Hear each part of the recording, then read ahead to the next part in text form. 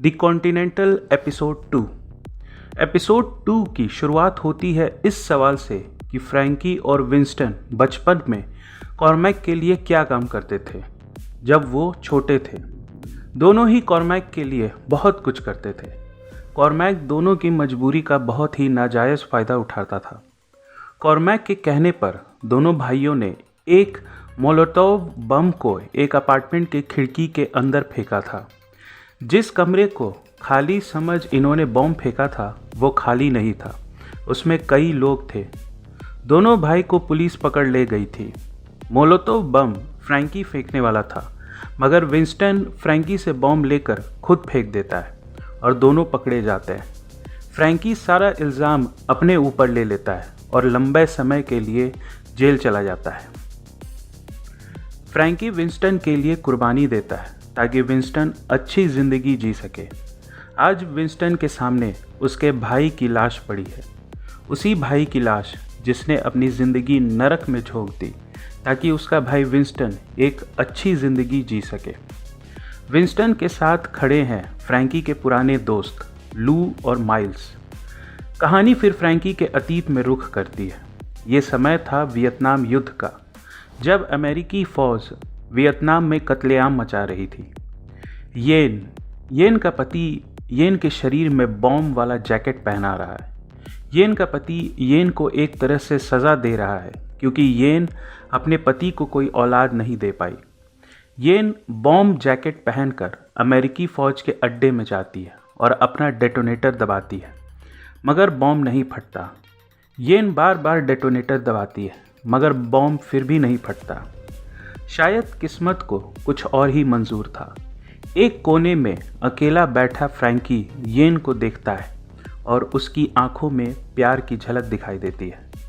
उस दिन किस्मत के ही सताए दो लोगों को मिलवाया था, मगर आज फ्रैंकी मर चुका है। उसकी लाश जल चुकी है। उसके शरीर की राख आज येन के सामने है। येन का गुस्सा विंस्टन पे निकलता है। येन कोई नाजुक लड़की नहीं है।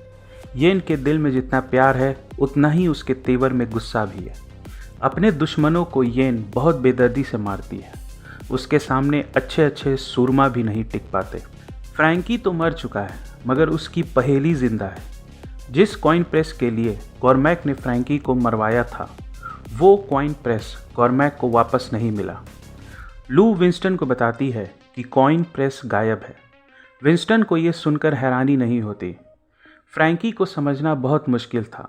विंस्टन कहता है कि उसे कॉइन प्रेस के बारे में नहीं पता कि वो कहाँ है। विंस्टन लू और माइल्स को कहता है कि अब समय आ गया है कि सब लोग मिलकर कॉन्टिनेंटल पर हमला बोले और होटल को अपने कब्जे में ले ले। फिर सारा गन ट्रेड उन्हीं का होगा। कॉन्टिनेंटल पर हमला बोलना सीधे मौत को गले लगाना था। हाई टेबल की एडजुडिकेटर कॉर्मैक के पास आती है और कॉर्मैक को 3 दिनों की मोहलत देती है। अगर कॉर्मैक ने 3 दिनों के अंदर कॉइन प्रेस नहीं ढूंढा तो हाई टेबल उसे ख़त्म कर देगी। सबको अपने खौफ से डराने वाला कॉर्मैक एडजुडिकेटर का चेहरा देख खुद खौफ खा जाता है।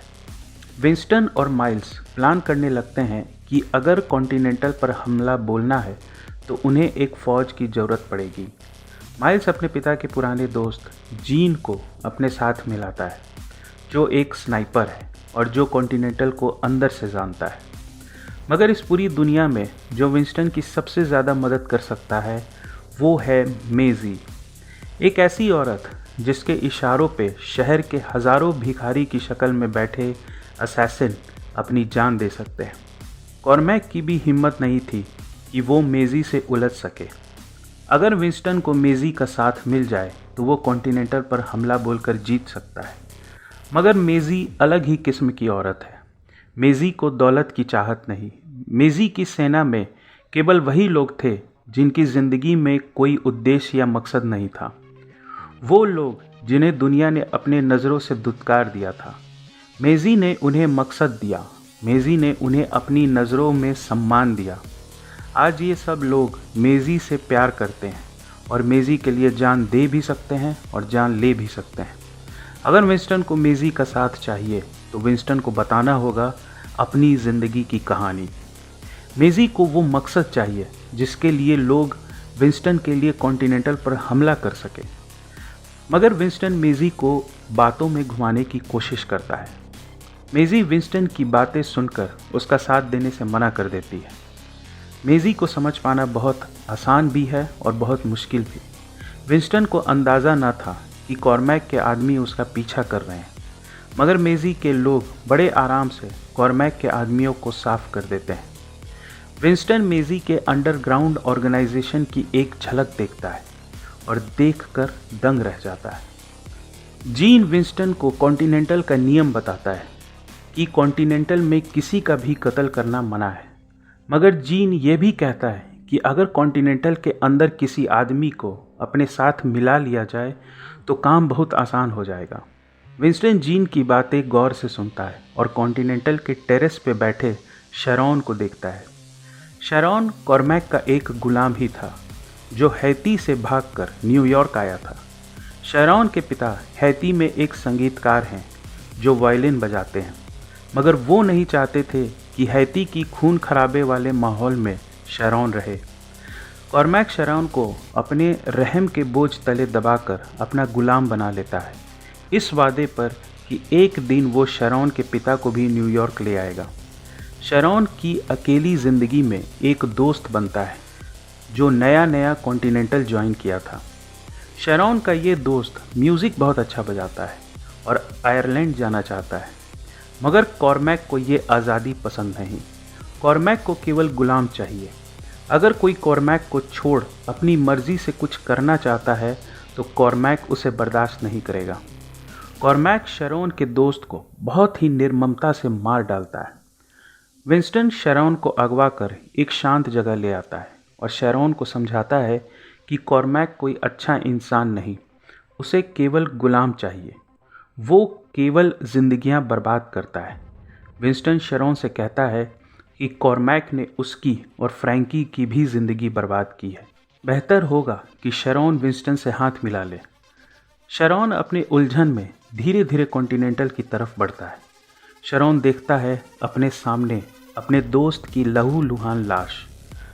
कॉर्मैक शैरॉन से कहता है कि अब ये म्यूजिशियन तो मर गया, अच्छा होगा कि तुम्हारे पिता को हैती से बुला लिया जाए। शैरॉन डर से सहम कॉर्मैक से कहता है कि विंस्टन एक फ़ौज बना रहा है कॉन्टिनेंटल पर हमला करने के लिए, और एपिसोड 2 यहीं ख़त्म होती है। इस वीडियो को पूरा देखने के लिए बहुत बहुत शुक्रिया।